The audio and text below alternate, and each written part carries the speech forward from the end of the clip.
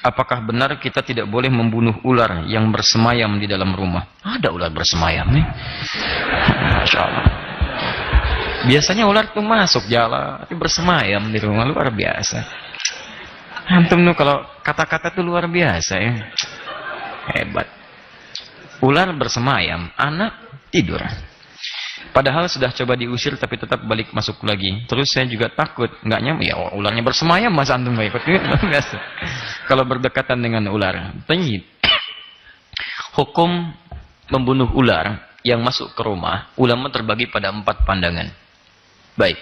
Pandangan itu karena ada beberapa turunan dalil-dalil termasuk hadis Nabi sallallahu alaihi wasallam, termasuk riwayat Muslim hadis 2236 yang memberikan beberapa pernyataan. Singkatnya, 4 pandangan itu. 1, boleh membunuh ular dalam mazhab Hanafi ya, yang masuk ke rumah tanpa peringatan. Jadi begitu masuk dibunuh, itu dibolehkan. Pendapat pertama. Baik. Yang kedua, boleh membunuh ular yang masuk ke rumah tapi dengan catatan diberikan dulu peringatan. Bahasa riwayatnya salasan, 3 kali. Diberikan peringatan. 3 kali itu menunjuk pada banyak. Ya, tidak harus kemudian bisa dilangsungkan dengan 3 kali sapuan, tidak. Tapi dengan peringatan-peringatan yang umumnya bisa dipahami mengusir ular. Ya, 3 kali saya kasih peringatan ya. Kalau tidak, saya bunuh kamu. Tidak begitu. Ya, jadi antum dorong, arahkan. Kalau dia tidak pergi, maka itu boleh dibunuh. Fahuwa kafir. Itu kata Nabi sallallahu alaihi wasallam kafir. Nanti saya terangkan kenapa ular disebut kafir. Ya, jadi yang kedua, boleh membunuh setelah diberikan peringatan. Ya, 3 kali dalam konteks ini peringatan untuk diusir keluar.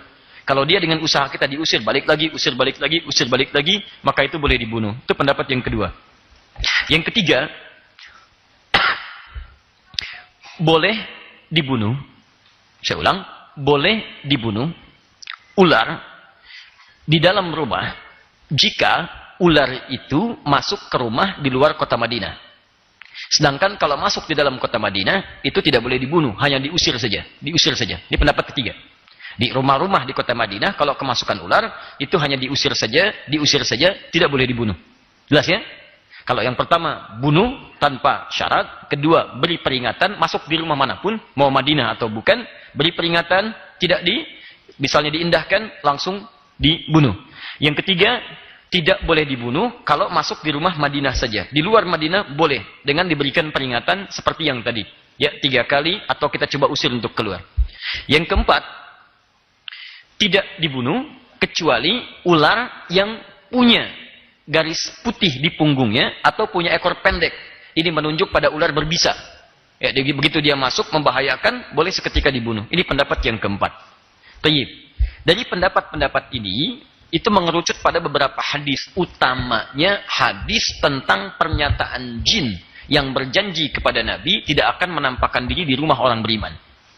Ya, jadi sebetulnya jin-jin muslim yang baik itu nggak akan ada penampakan.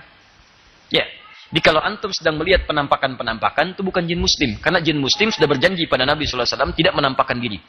Jelas ya? Dalam bentuk jin. Jadi kalau jinnya tidak menampakkan diri, maka mohon maaf, antum tidak ada kerjaan mencari-cari penampakan jin. Jin, nampak dong. Masya Allah. Jin itu disebut jin karena tidak nampak. Antum keluarkan dia dari fitrahnya. Maka antum punya masalah. Jelas ya? Maka dari sini, teman-teman sekalian, jin itu ketika dia, awas hadit, ingat, bahkan ada surah tentang jin. Surah Al-Jin, surah ke-72. Ada Al-Jin. Lihat, bahkan jin mendengarkan Al-Quran.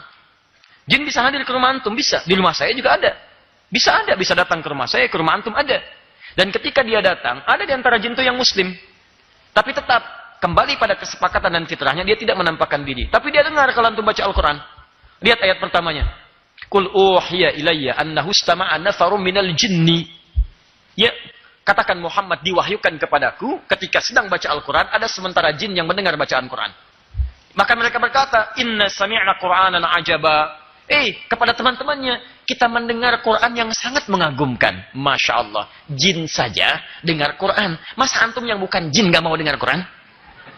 Jadi kalau ada manusia tidak mau mendengar Quran, dia lebih parah dibandingkan dengan jin. Jin aja dengar Quran. Jelas ya? Nah, yang paling menarik di sini, ada perjanjian tidak menampakkan diri. Maka dia kalau menampakkan, bisa dalam wujud yang lain selain wujud jin. Di antaranya binatang, terlebih ular.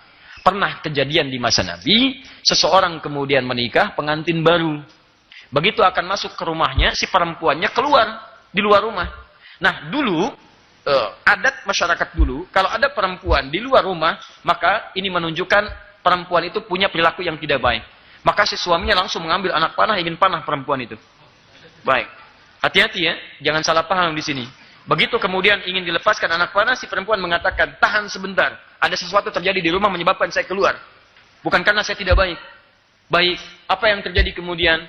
Maka dilihat di dalam rumah ternyata di situ ada ular. Dipanahlah seketika. Suaminya masuk dipanah.